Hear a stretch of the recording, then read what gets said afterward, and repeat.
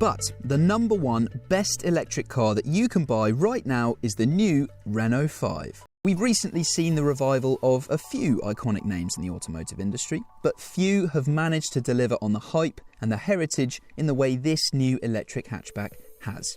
And while lots of people might love the styling of the new Renault 5, the great thing is that this car's talents go far beyond the way it looks. It's a small electric car that offers a very usable real-world range. Its supple ride and tidy handling make it a delight to drive, and the well-finished, technologically impressive interior would never have you think that this is one of the cheapest new electric cars that you can buy.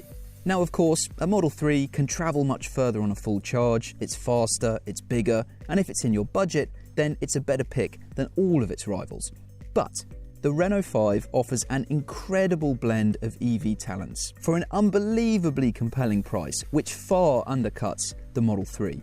And being able to do all of that at this entry-level price point certainly makes the Renault 5 worth shouting about. In fact, we've named it the What Car of the Year for 2025. There are a couple of different versions you can go for, and we reckon the larger comfort range battery combined with mid-level techno trim represents the best value for money. This stylish hatchback is an EV you can buy with your heart and your head.